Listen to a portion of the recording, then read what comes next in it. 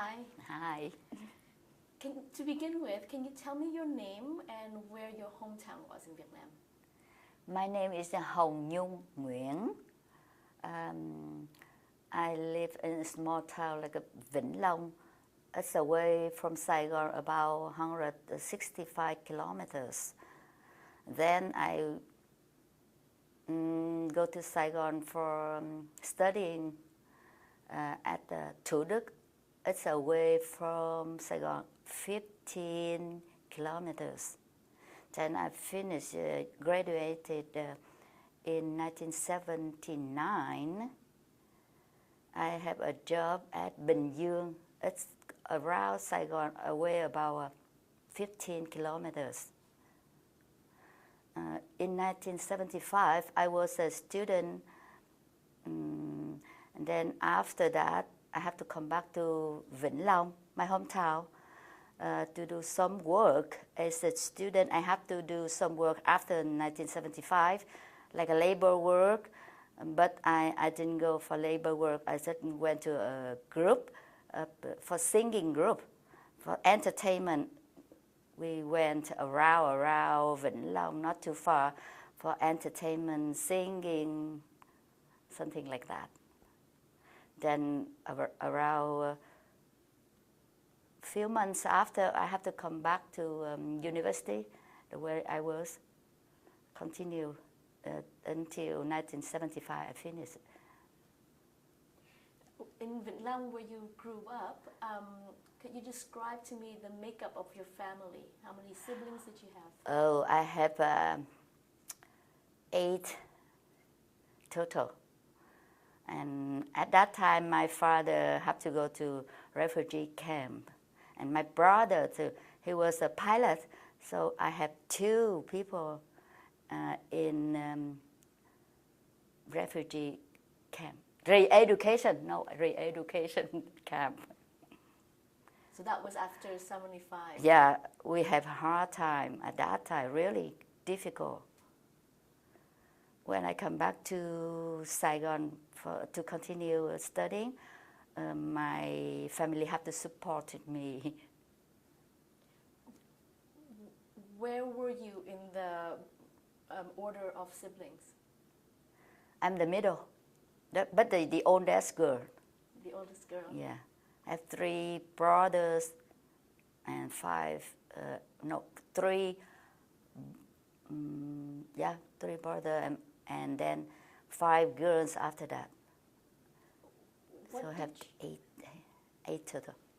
What did your parents do for a living? Oh, he worked for government, and then he had 6.5 years at the refugee re-education camp for 6.5 years, together with my brother. What did your mom do? A housewife. And what was life like for you during the war? During the war,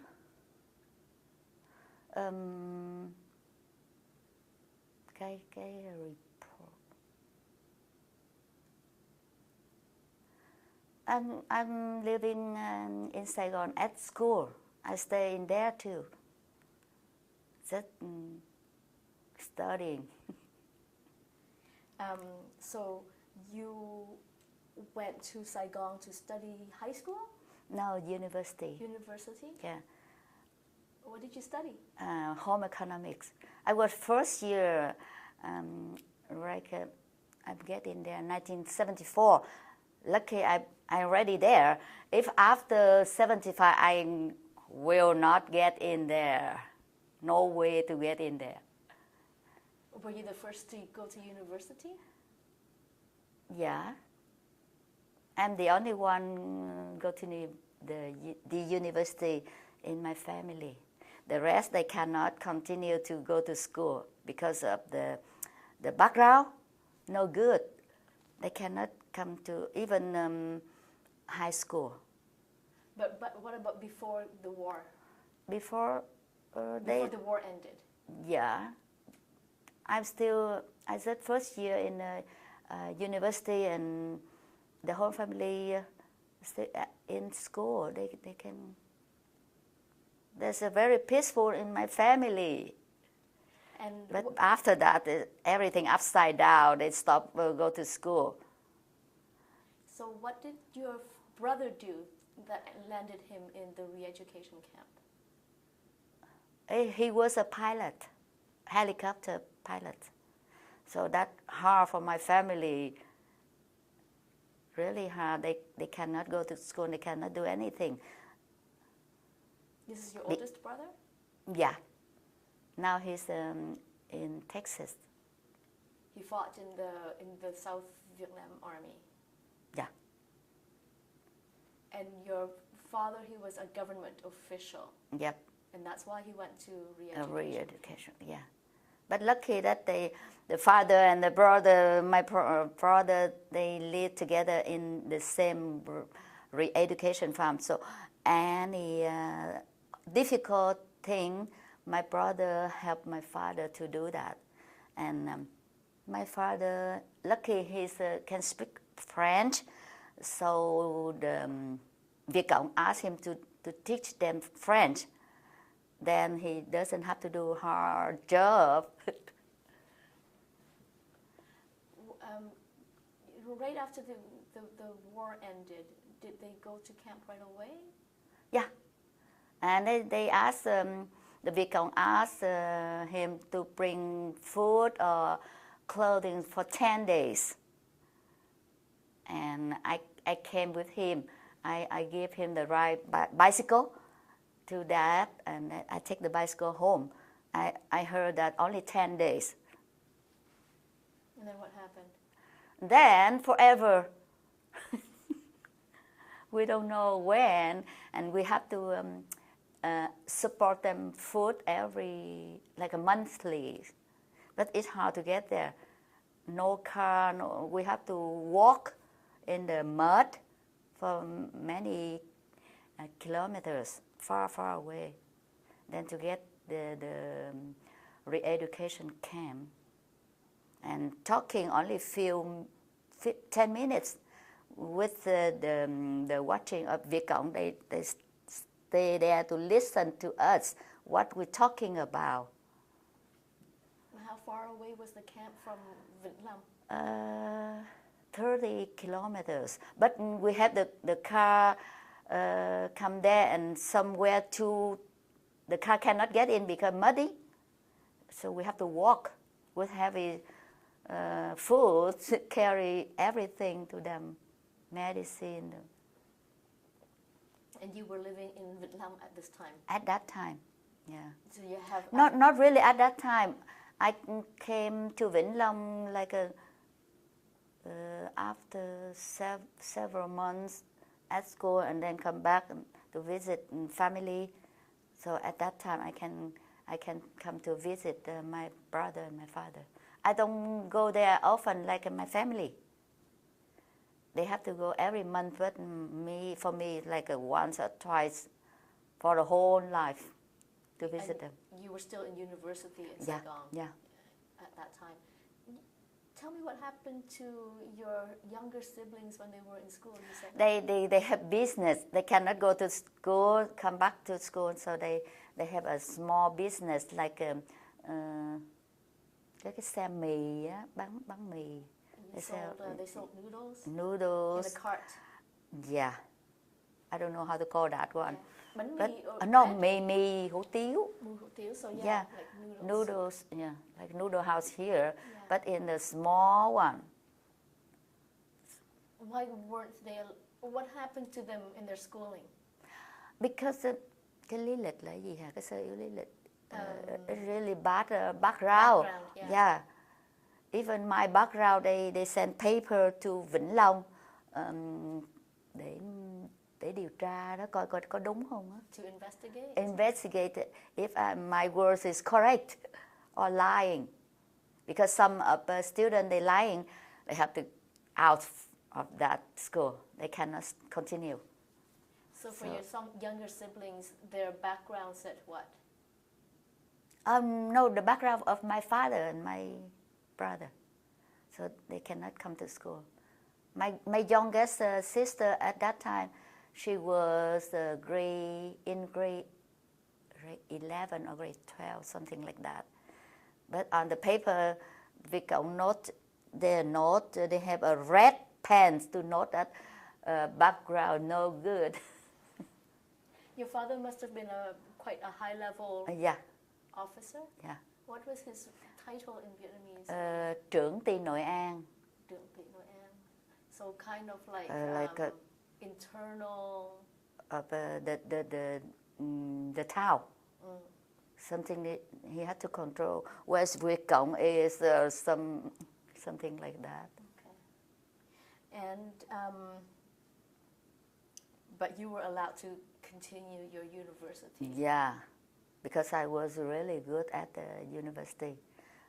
A lot of activity, like entertainment or thể thao, văn nghệ. Yeah, I was a good student.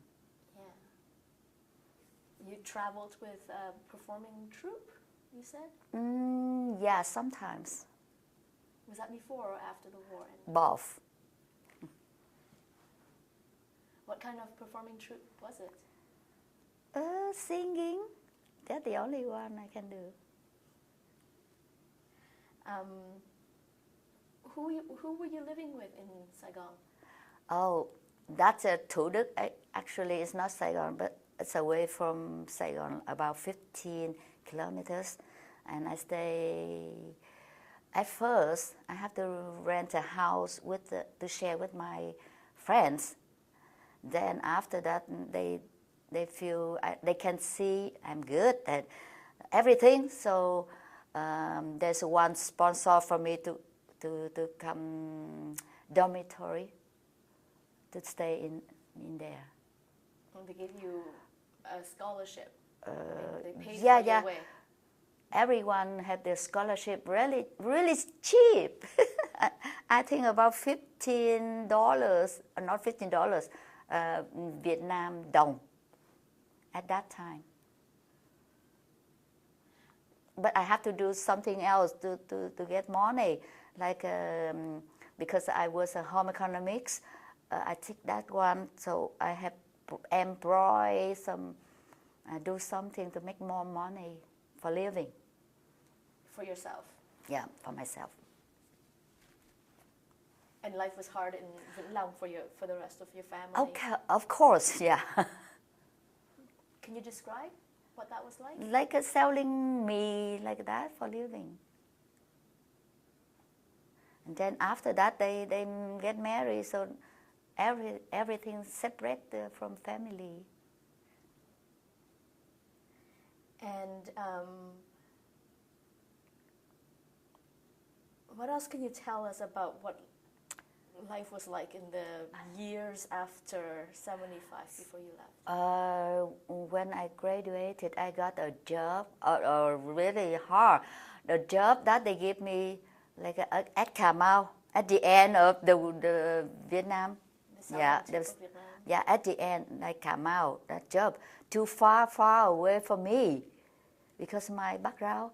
So after that, my aunt sponsored me to get a job near Saigon, like a Bình Dương. It's not too far from Saigon. So after 3 years working there as a home economic teacher, my aunt asked me to escape. She had a spot for me, because I never thinking about escape from Vietnam, because no money at all. I never think about escaping. Then suddenly my aunt asked me to come with her. She had an extra spot for me.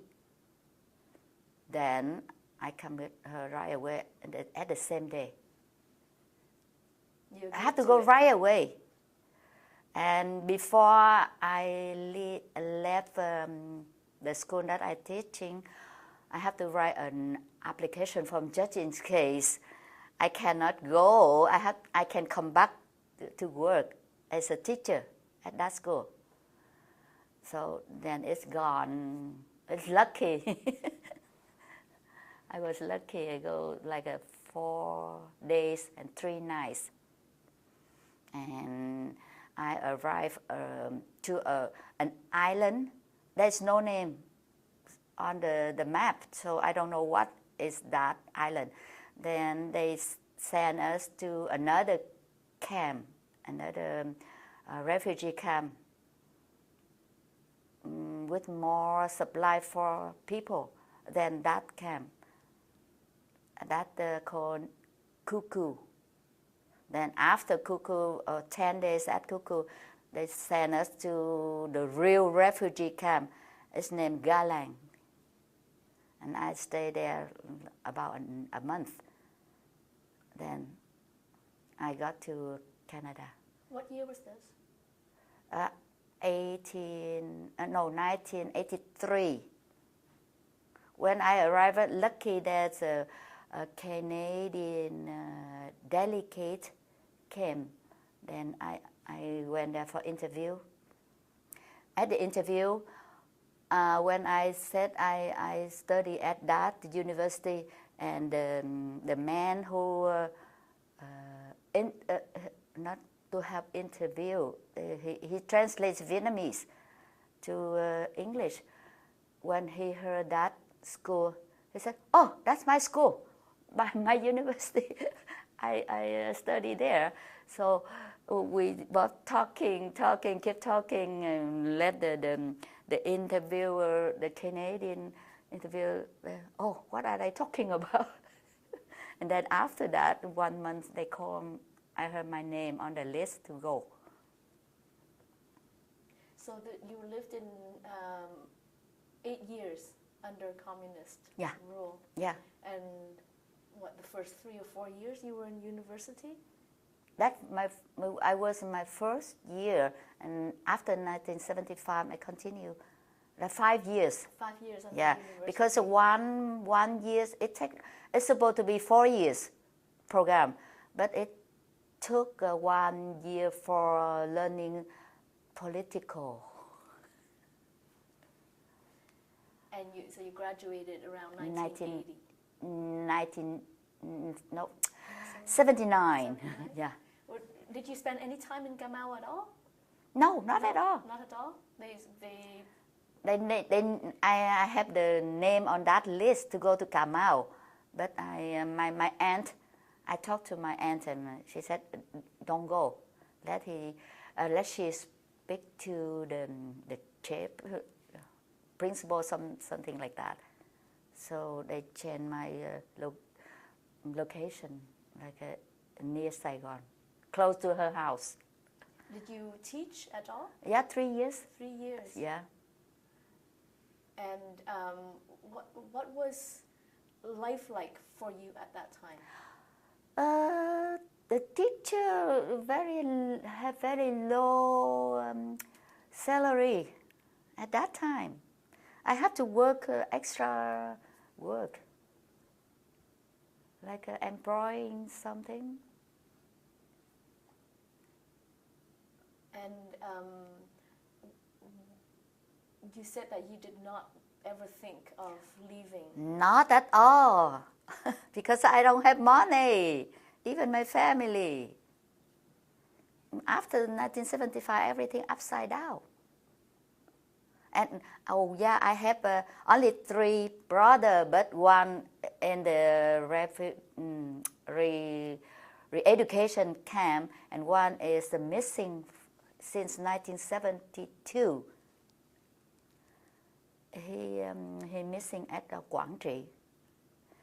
After finish Thủ Đức training like an army, he went to Quảng Trị, and it's gone since then.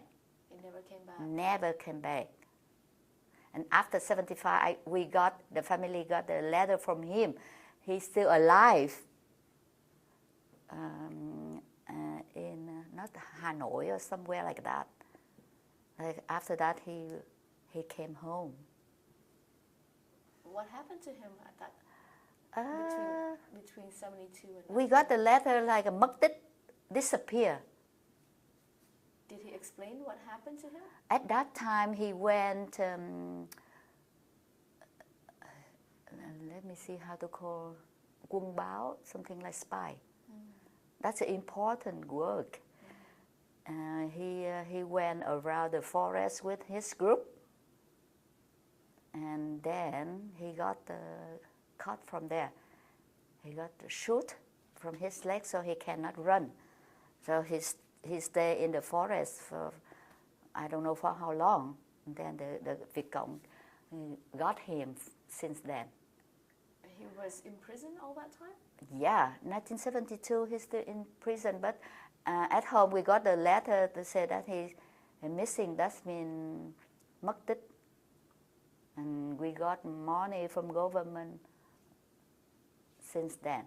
Until 1975, we got a letter from him, so we know he's still alive. When did he come home? After 75, because I wasn't home, so I don't know. I know nothing about that. They released him? Yeah, he released him after 75.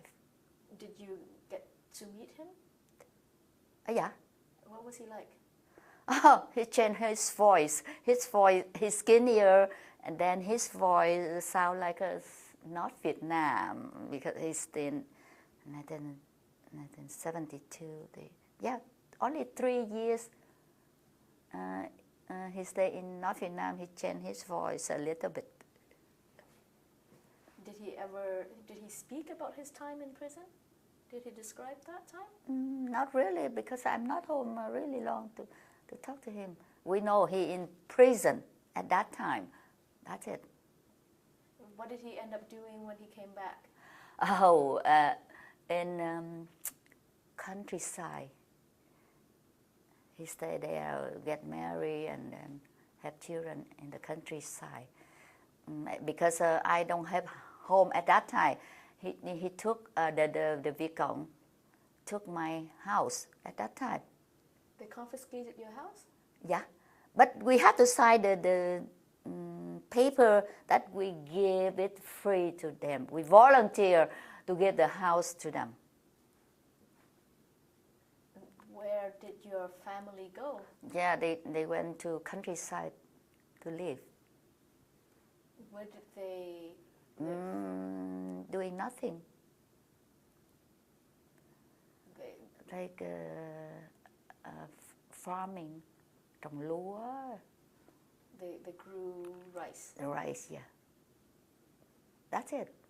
Nothing else we can make. Where was the countryside? Not far from Vĩnh Long, 8 kilometers from Vĩnh Long. How did they find the house? We have to look for that. They bought the house? They bought a piece of land? Yeah.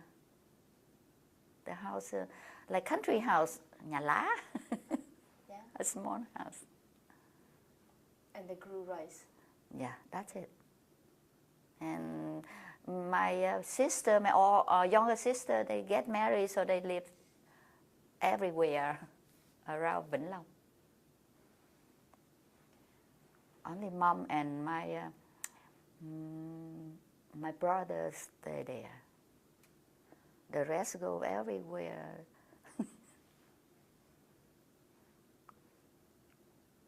Did they have any background in growing rice before that time? What do you mean background? Did they know how to grow rice? Not at all. So he married with the girl who lives there, so he learns from her. Did they grow enough to live on? Not really. So we have hard time, and we have to go to feed to help my brother and my father in a refugee camp. So they must have gone hungry. Of course, we have to give food to them. No, I mean your mother and your not really hungry. My sister have noodles, house, something like that. That's enough to live. Yeah. And then share me some too. I was at school, so they have to share me some. Oh, they also provided for you as well. Mm-hmm. But not long after that, I can make money my own, like to do some embroidery tail out. Embroidery. Yeah, embroidery.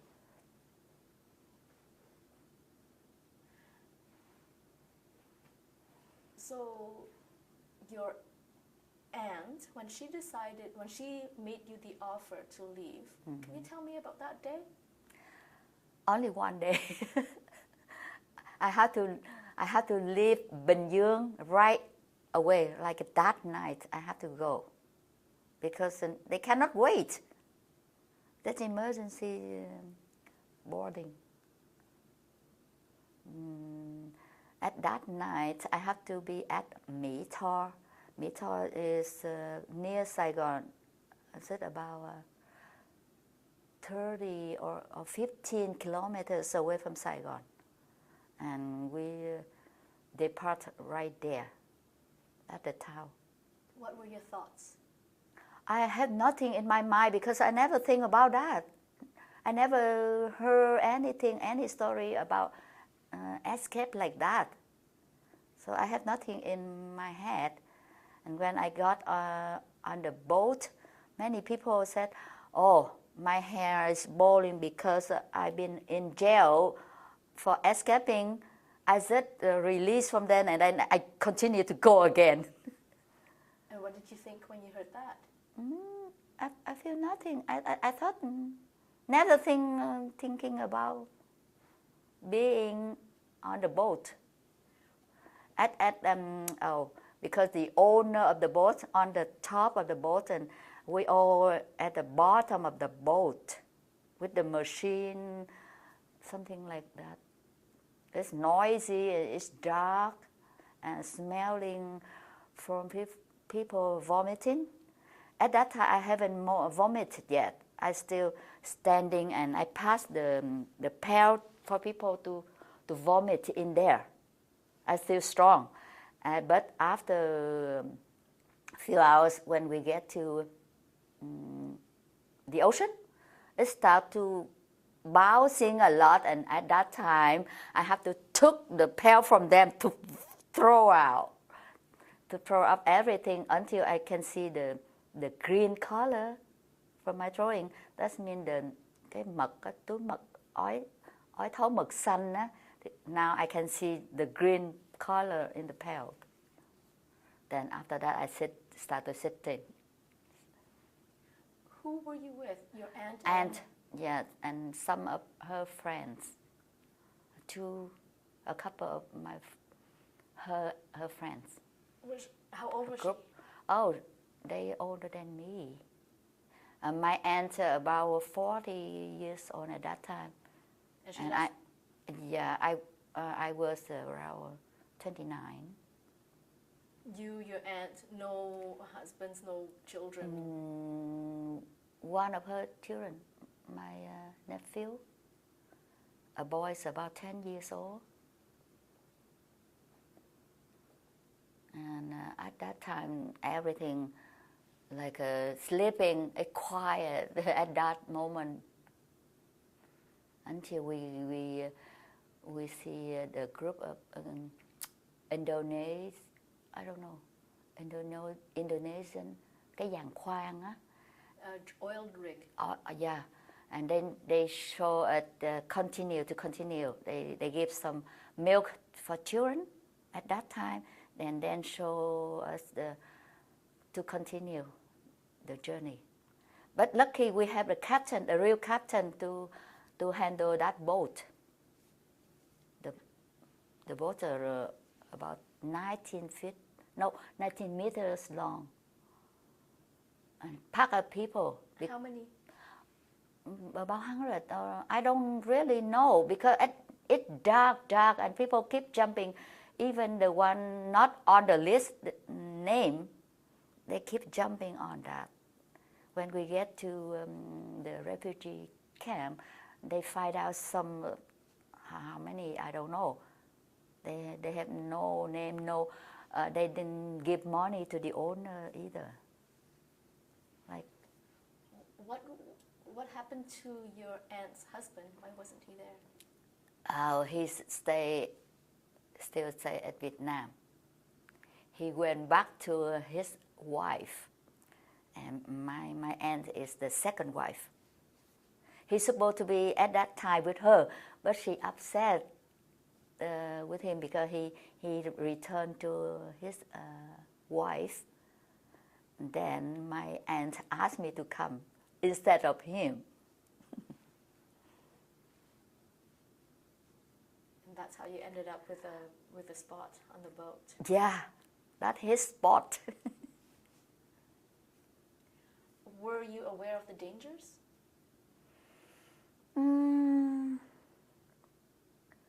When we have a big waves, it go up and down, up and down. I was just scared about that.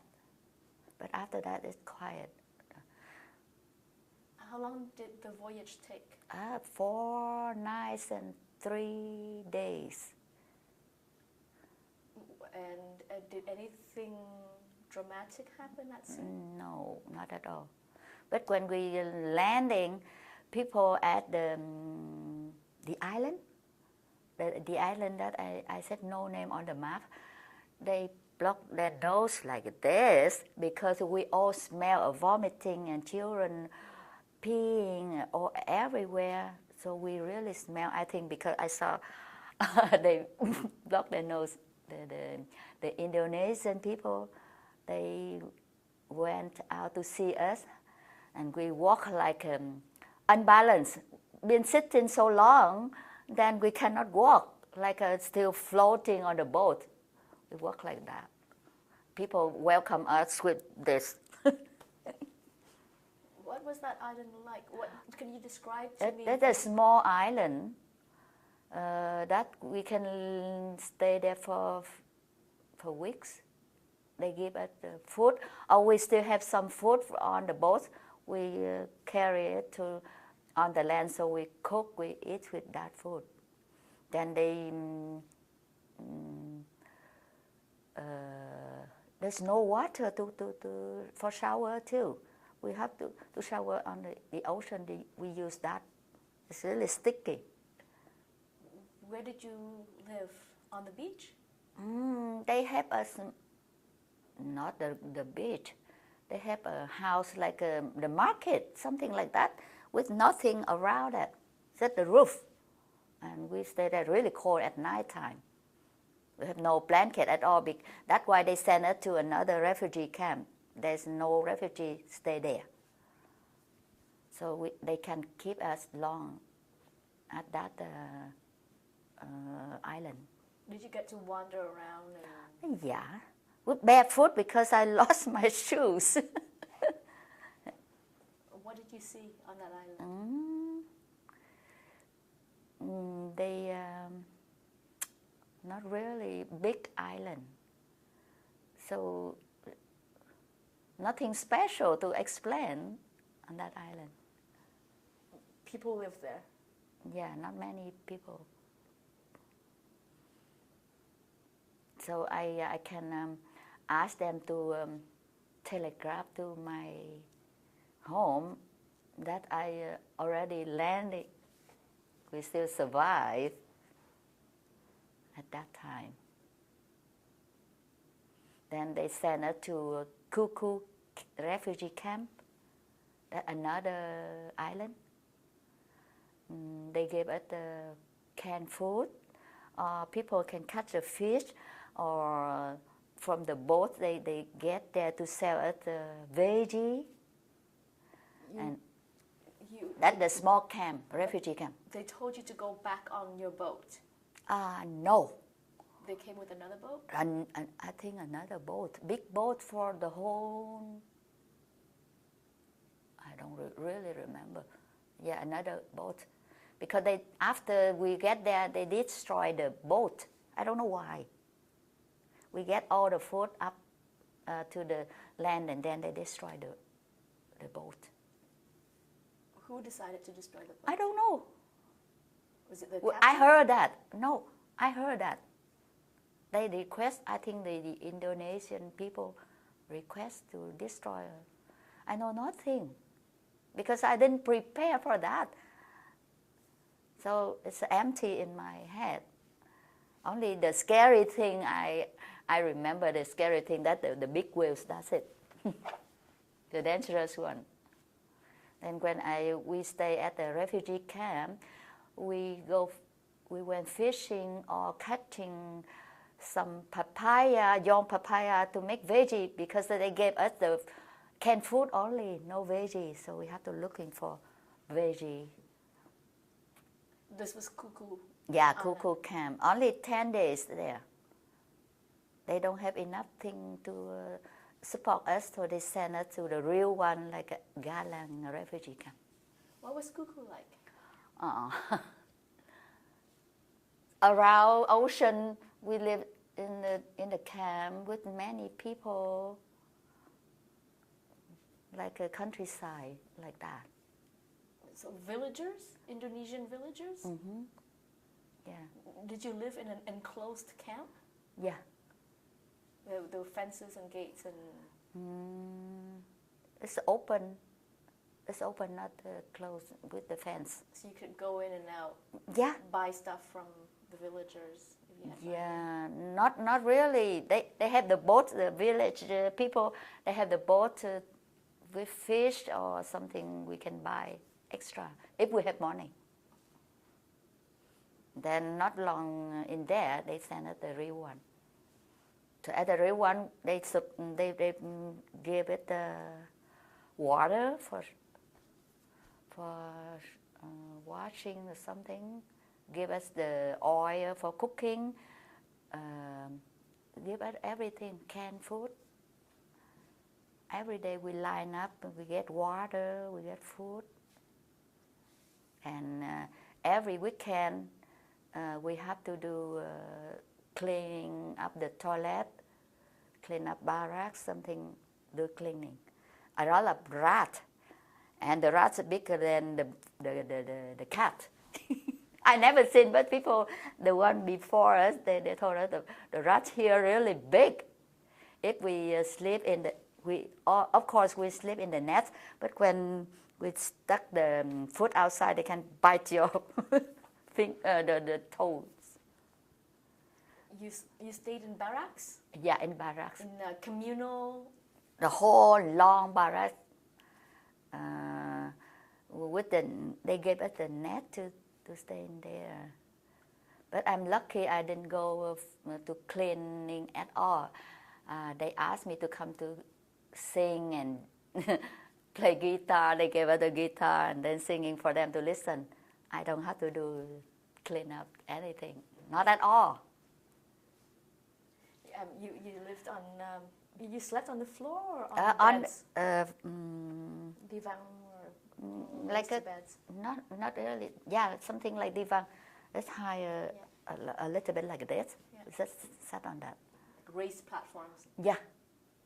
And every night I went to a youth center for entertainment and singing like that to kill the time. So that's why the Indonesian people, they know me. They ask me, you don't have to do that. You have to do this for us to see. What did your singing provide people?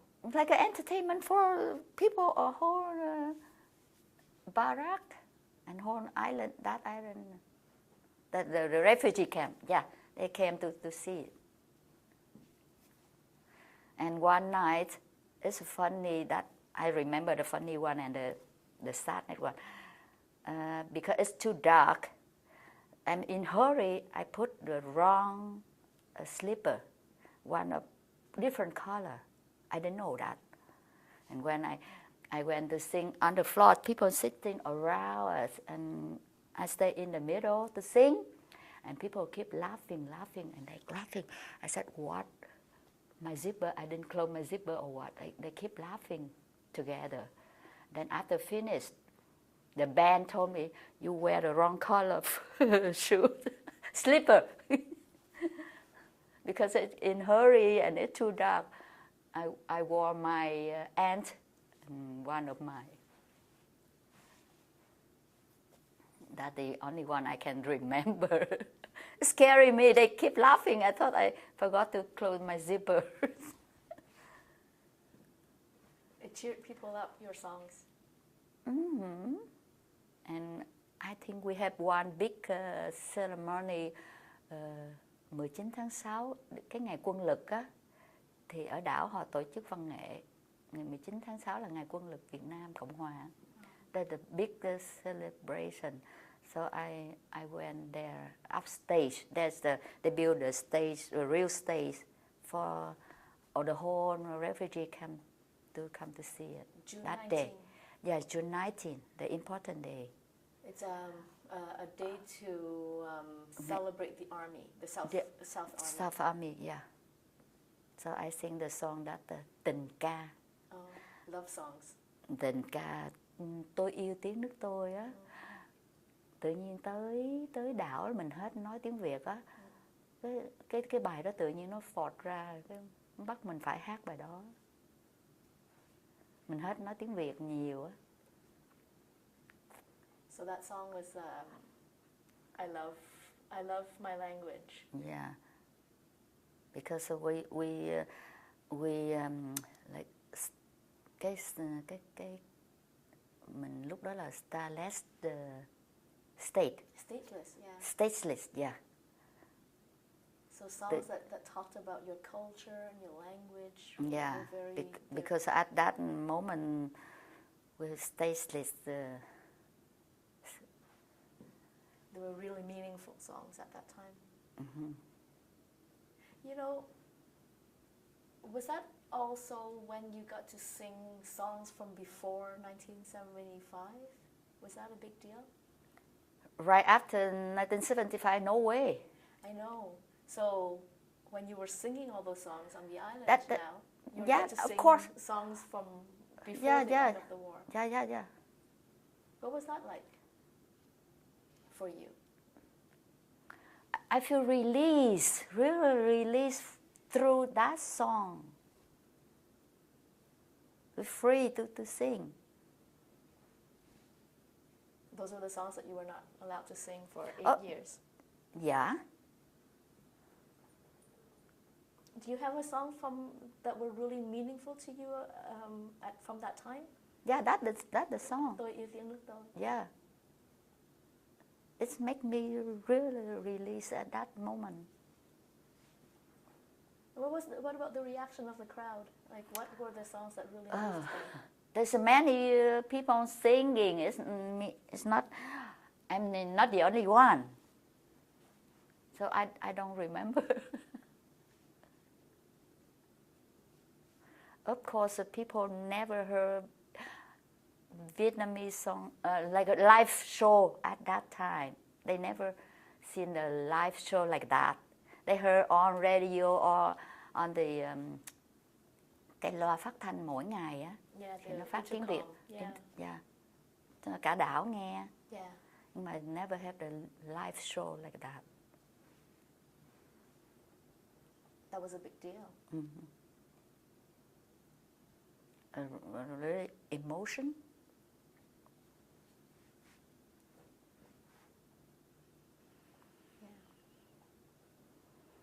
But I not stay there for long, only 1 month.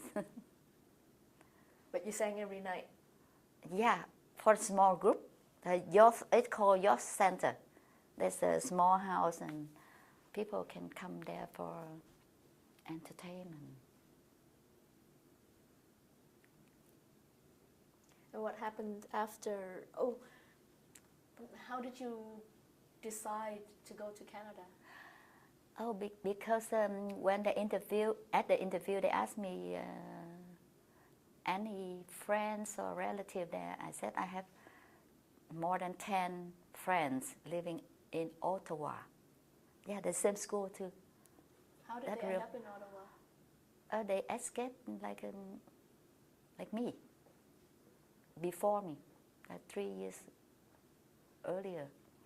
University friends? Mm-hmm. The same group. Was that your only choice?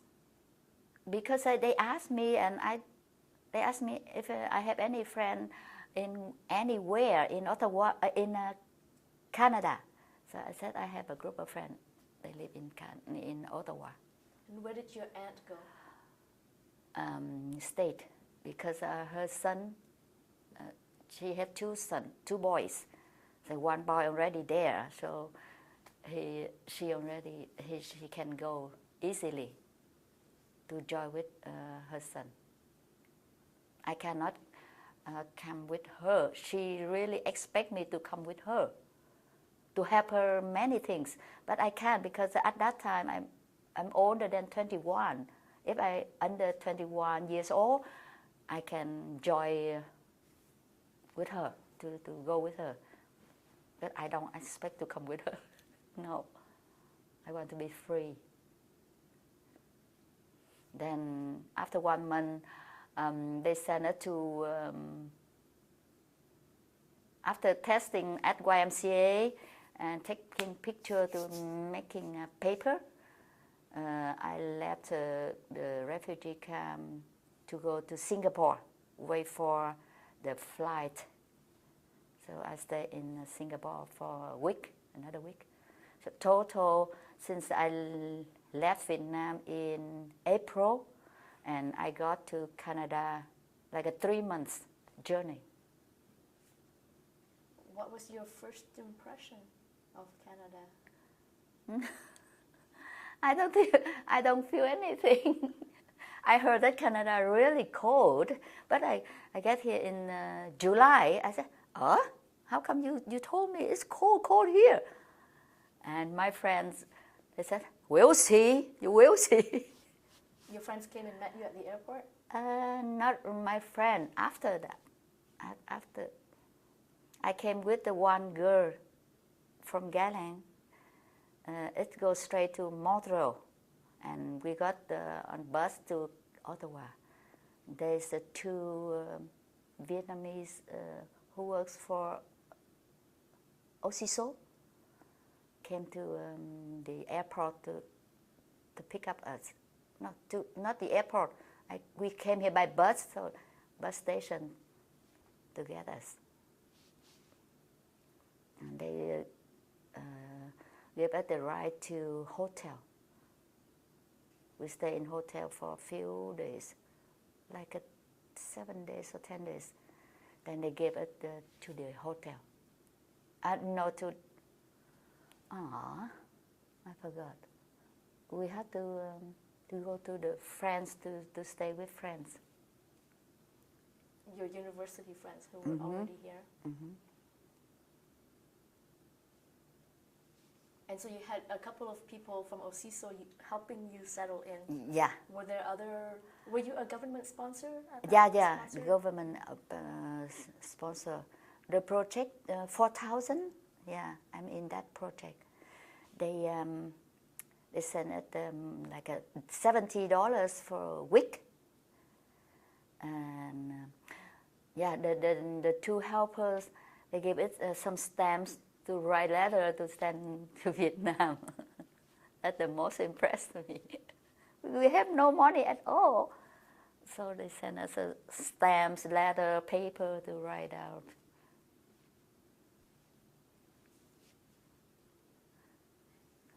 And when during staying in hotel, some friends come to visit us. And then they asked us to stay with, not their house, their housing, something like that, because only 3 years they have that housing, they live in housing, still living in housing. Like a townhouse or an apartment building? Government house for cheaper price. And what other help did you get from the government at that time? Money, some pots, some cooking ware. We got that. They took us to buy clothes, jacket, shoes. Just enough for living. Phone, telephone. Was there one individual who was your contact from the government? Yeah, because they work for OCISO like at that time, Coeurs. Yeah. So it was a settlement worker and who dealt then with... Jung is moved away to somewhere else. He's not here. So most of the services were provided by a settlement worker at OCSO. Yeah. And they sent us to ESL class. And before we go to ESL, some friends of us told me, you pretend don't speak English, so you can stay for 1 more years with the government money.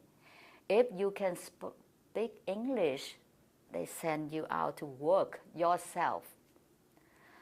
So at the first day of interview for ESL, they classified. They asked, "What is it? What is that? What is that?" I'm just shaking like that. I know nothing. I have to listen to my friend. They told me. So I do like this.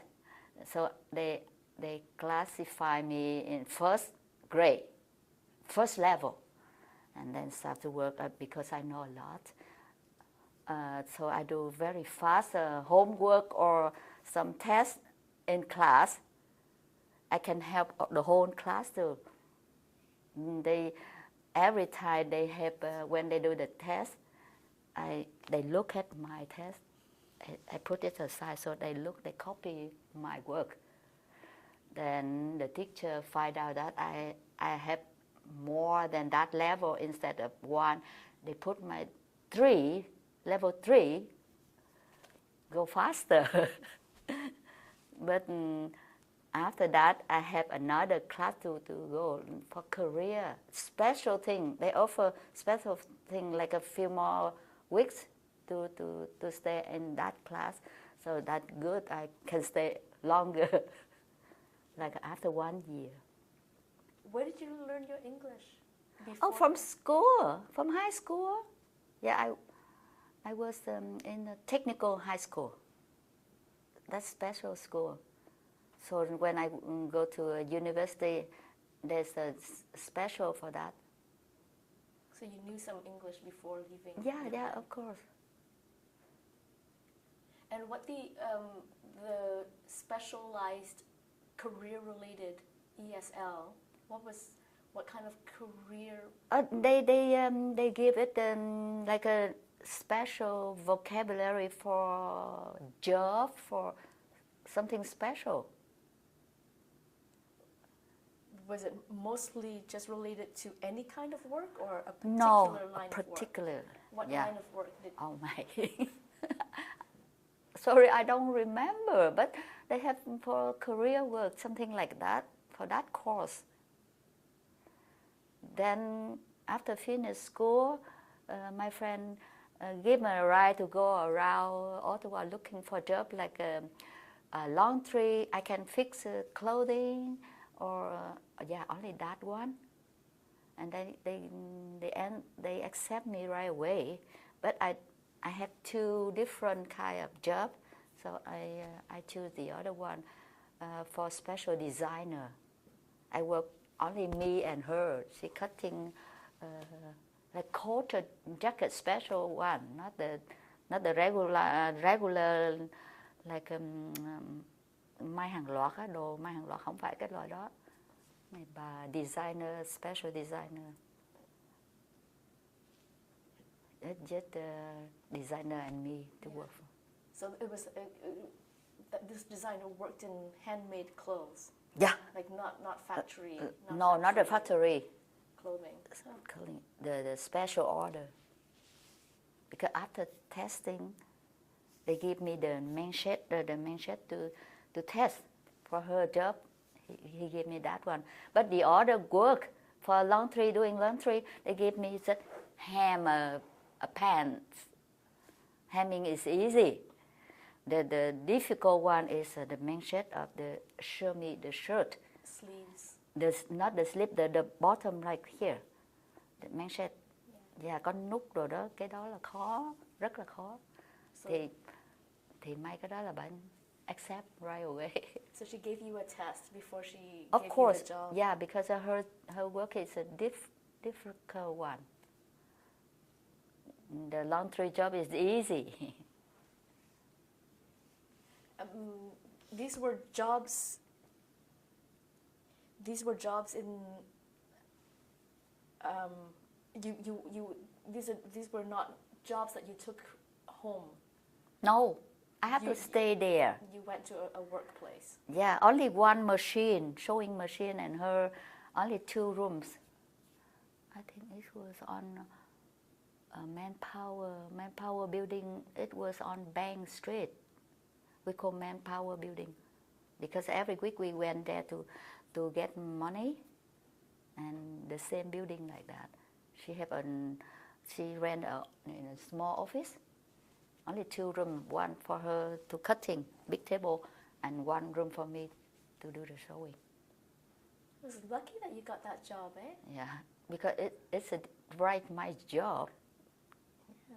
You had a gift for it, a talent for it. Yeah, I was a technical high school. I learned from there, and university 5 more years of sewing.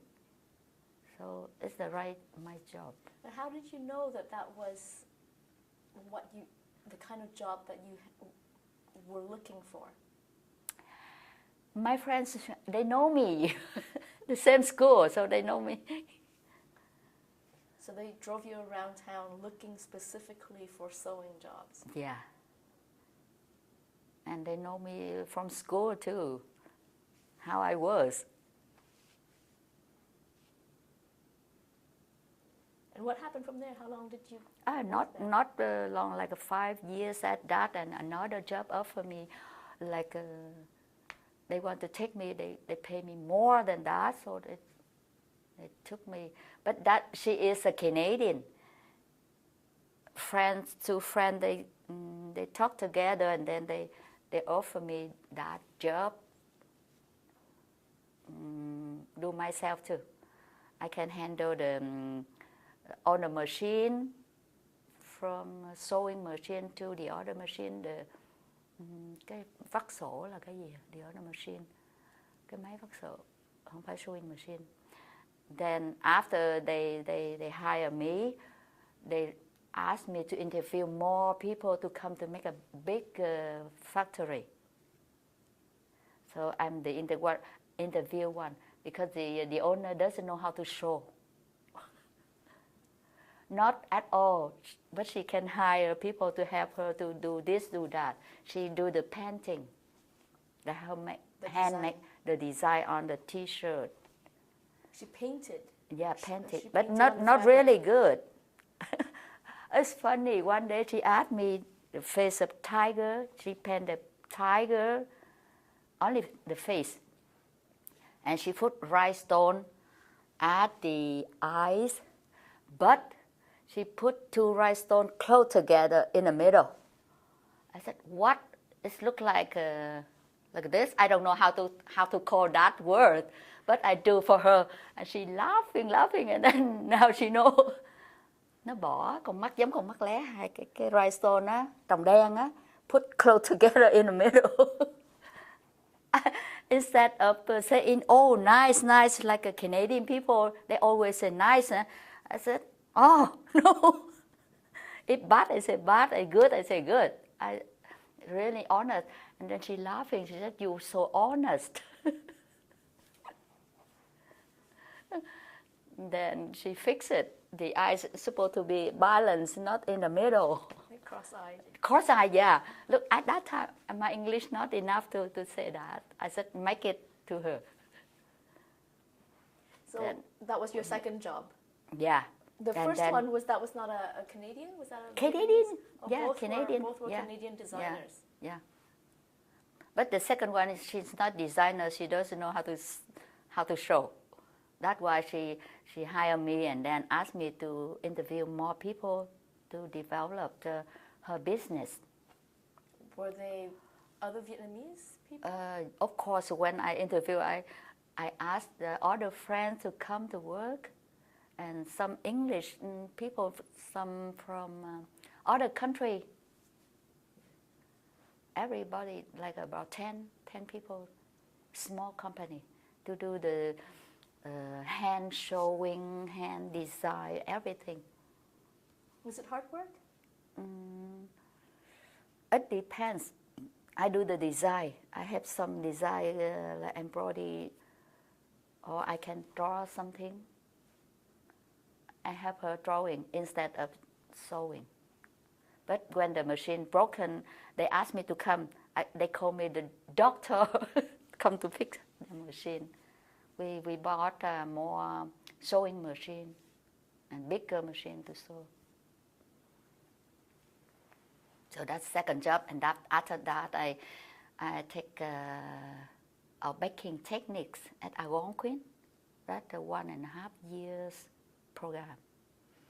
And because when I come here, I like doing baking, something doing cake, and I bought the wrong flowers. I know nothing about flowers in here. It's completely different from Vietnam, and I'm not so sad about making cake. So I have to take that course just for fun. And after finish that one, the hotel offered me the job. I don't want to work in baking. Then I took. I'm still working for the design, clothing design. Beside that, I took another school, interior design. Then I finished that, but I didn't look for that job again. Then after that, another, let's see. Yeah, I work for fast food. Because at that time I have a small girl, so I have to stay with her. Then I work only a few hours a day, like a fast food, for 10 years. By this time you had a daughter. Yeah, she's small, so I have to stay with her, stay home with her, and then work a part-time. After 10 years of part-time job like fast food, I took a ECE. That's my last school at Algonquin also. And then graduated with that. Now I'm working on that job. ECE is early childhood education. Yeah. What made you decide on ECE? I love children. I was a high school teacher. Now I've turned to small children. So you missed teaching. Yeah. How long did it take you to do your ECE program? There's two different courses. One is instant, like after you have a degree from your country, only 1 year program, ECE. If you're from high school in here, there's 2 years program. But they ask for how many hours did you work with children. They ask for more than 1,000 hours. But I have a Vietnamese school every Saturday, so I've been with children a lot. And they ask some certificate, something else. So I took 1 year program. When did you? But it's very, very hard because a lot of psychology. There's so many psychology, different kind of psychologies with children. Writing a lot. So I have only first semester is 4 years, and the second semester I have to chop in small.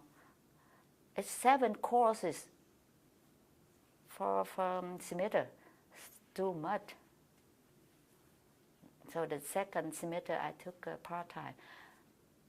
Total about 3 years. How old was your daughter at that time? At that time, she in high school already. Just 10 years ago. I took that course 10 years ago. And how long had you been teaching Vietnamese language classes? Since 1992 up to now, like more than 26 years. In school board, took a good school board. And before that, it was without the school board? No, I started with school board like in 1992. I worked for Vietnamese.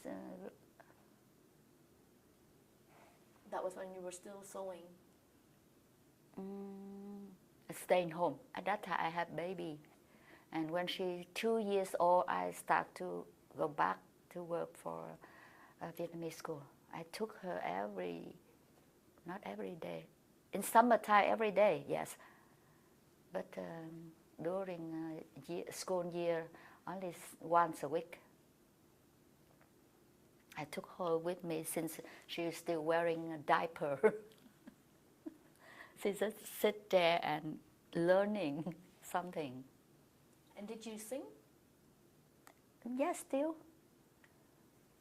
How soon after you came to Canada did you Right resume away, singing? like a week. At that time, I don't have dress. I borrow from friends to wear. This is 1 week after you arrived. You were invited to perform. Yeah, because I'm activated, really active. They know me since school, so they asked me to join the community right away. Do you remember that first time that you sang here in Ottawa? What was that like? What was that night like? Oh, for school first. Like a Carleton, yes, I have a show here, and some at Ottawa U. Then I don't know, hotel, they have the hội thảo là gì? A conference? Yeah, some conference, different where, and some to get fundraising, to help both people still there. So anytime there's a community event, they invite Yeah, you. yeah.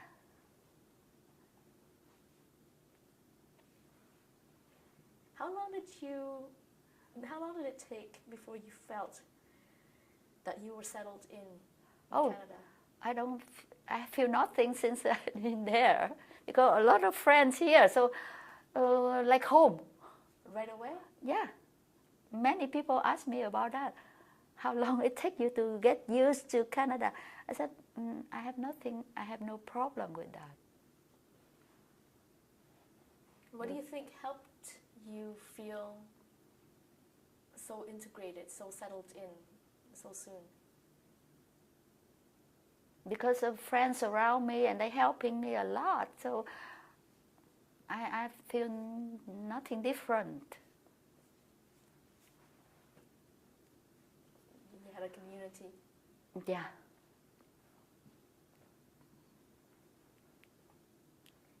What kind of obstacles or challenges did you face as you were settling in your first few years? I don't think anything. Nothing. Said come here, and my first money that I want to send to Vietnam to help them. I don't have much money at that time, but I still saving some to pack a box, like everything that I knew from when I was in Vietnam, that the very one, so I sent it to my country to help family. And then after that, continue to send money. Do you remember what was in the box? Material for sewing. Oh man, more than 30 years. I don't remember. Not at all. But after that, money is easier to send. And where is your family now? Still in Vĩnh Long. Still there. How are they doing now? Oh, my father is gone. My mom is gone. Now they have separating families from small families. Niece and nephew. They get married, so many generations. Did anybody else leave? Yeah, my youngest sister, so she the second one, and her daughter sponsor her. So we have 3 people instead, not in United here. States. Yeah.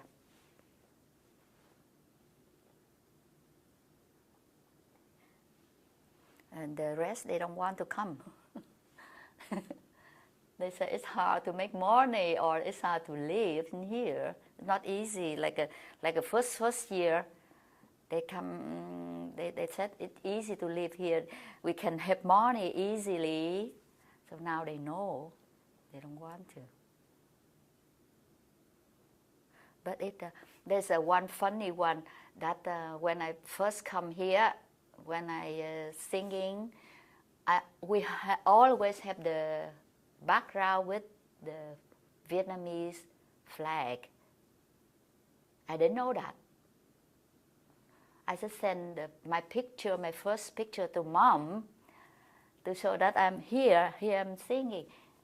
And then she took that picture to go around neighbor to show that I was singing. But after that, my mom has been invited to sit in the office for one day about that flag and my background. Then that my father write a letter to say that, be careful when you send a picture. So that's why I know since then. That's the only one I have picture on the stage, right? Now I look at my picture, always have the flag and the background. What was life like for you what was life like for your father after 6 years after he was released? Oh, he just staying home, and then he died not long after that. And your brother, the pilot? The pilot, I've been sponsor him because he still have some cái bằng pilot á. Yeah, certificate. Certificate something. I have to ask that school in Texas to give me the photocopy because after 1975 he destroyed all of that certificate.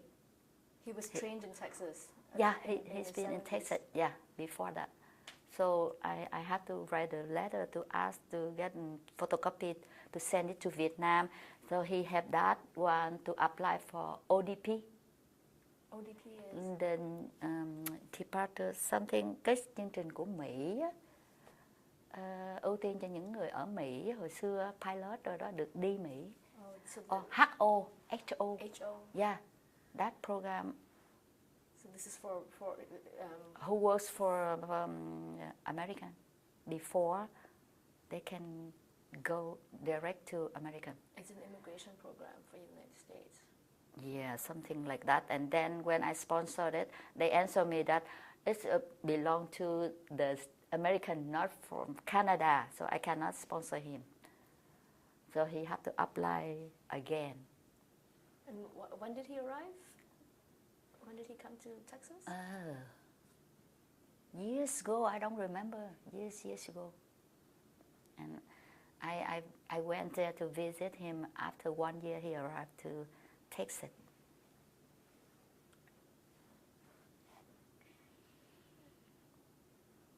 So looking back now, 40 years, from that time, how do you feel about the life that you and your family have made here in Canada?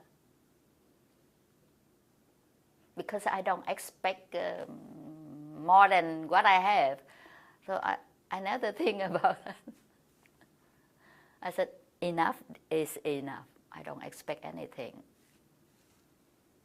bigger than that. Just peaceful. And how do you feel about Canada's refugee program for the Southeast Asians? Yeah, that was good, really good. The same with Project 4000, something similar like that, right? Yeah. How do you feel about Project 4000? Super. I never forget it. When I first came here, there's Vietnamese welcome me, so I can speak easily. Then they took me there, gave me stand, gave me everything. So I have nothing to ask more than that because I know nothing. Do you talk to your children about your experiences living in Vietnam? She had a song about that. So through the song, the poetry, not the really song, like a speech, she got the prize for that too. So I sent it to the name is Still Here. Like a mẹ Việt Nam ơi, chúng con vẫn còn đây. That means after she understand what about, she wrote the poem. The title is Still Here. Mother of Vietnam, we are still here. Yeah. Even though she was born in Canada. Yeah, but her that title only Still Here. Still here. Not a long title. She has CD about that song. She has CD only one. That one I like. On the rest is rap something. She's rapper, so she can sing and then stop dancing and then reading or poetry, something like that for young people. But that CD I like only that song. She took after you. She's a performer. Yeah. Too bad that she cannot come here because today she had asthma, really hard to breathe. She's supposed to come here with me today, but she cannot. Then I told I have that CD, I sent it to her, so she can put it as a background or something, whatever she can do. Is there anything else that you'd like to say? Thank you, Canada. What can future generations learn from your experiences leaving Vietnam and coming here?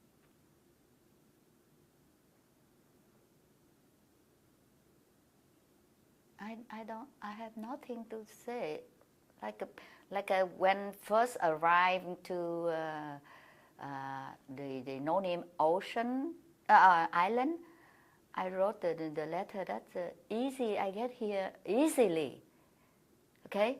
And then after get to refugee camp, the really real one. I said, oh no, don't go. It's so dangerous.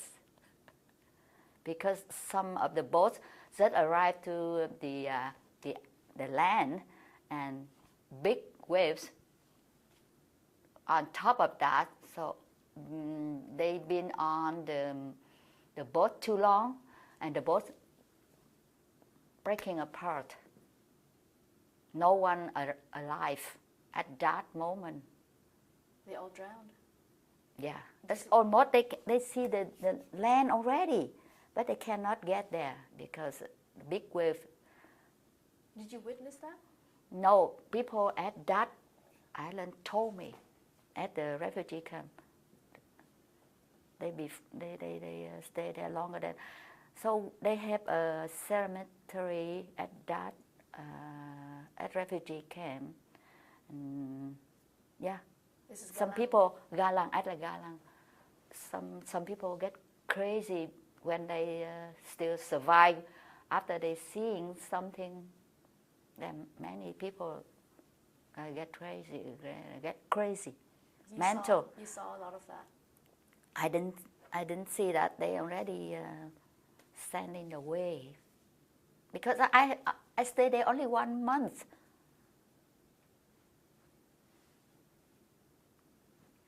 In Canada, did you encounter any signs of, distress or trauma or that kind of thing? No, I think because I don't expect anything higher than what I think, so everything is fine for me. Đây là this is a landing immigrant. When I left the refugee camp, they gave me this paper to go everywhere. Singapore, then Ottawa.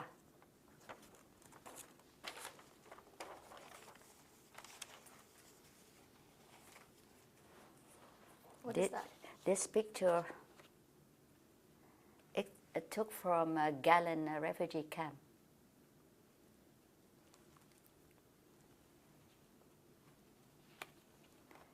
This picture from Singapore while waiting for the flight to get to Canada.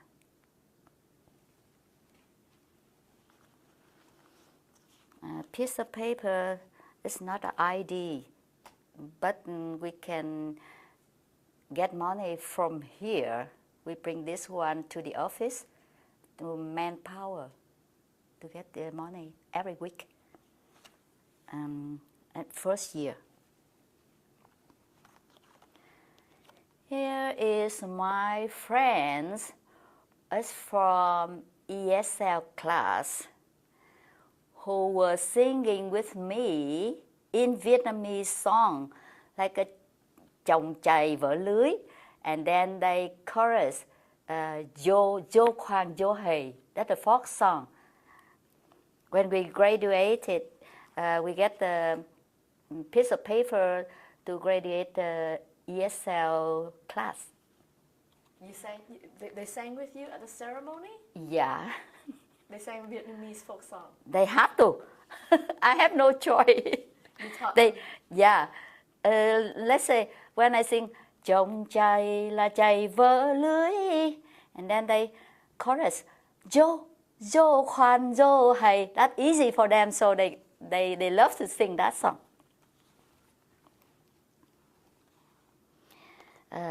This is entertainment. We do this one for fundraising. And also this one.